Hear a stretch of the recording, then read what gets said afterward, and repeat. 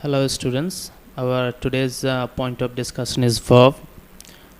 A verb is a part of speech. As far as the definition of verb is concerned, verb is a word that shows action, state or belongingness. Let's move towards the kinds of verb. At first we'll have two kinds, helping verb and main verb.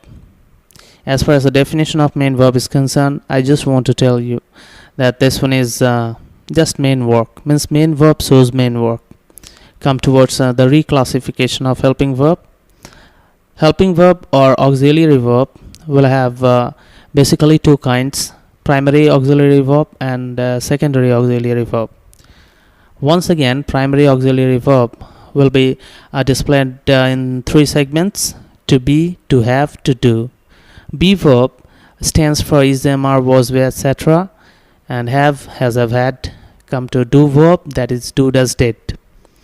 Next, secondary auxiliary verb will have two kinds once again: modal auxiliary verbs and marginal auxiliary verbs.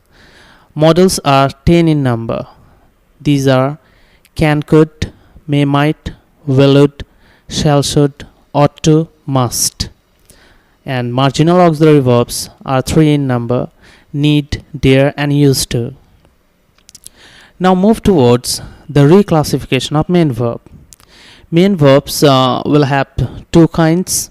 First, finite verb, and next one is non-finite verb. As far as finite verb is concerned, this is the verb that can bring out completion to a sentence, and non-finite is quite opposite to this one. Means the verb that can't complete a sentence is non-finite verb. Now, finite verb will have some kinds. For example, transitive and intransitive verb. Next, regular and irregular verb, and stative and dynamic verb. Move towards non-finite verbs. It will have three variations: infinitive, gerund and participle. So as far as transitive and intransitive verbs are concerned, the verb that will have an object is transitive and quite opposite will have intransitive. Next, regular or irregular. The verbs, those change their past and past participle forms in regular way, that one is the regular verb. And if we change past and past participle forms by changing the inner vowels, this can be called to be irregular verbs. Next, dynamic and static verbs. The verbs that contains physical movement, it is called dynamic verb, and the verb that doesn't have so, it will be called static verb. Now coming to the definition of the segments of non-finite verbs. Infinitive is meant by the first form of verb. And next, gerund is VING, means when we use verb plus ing as subject or as object, this is gerund.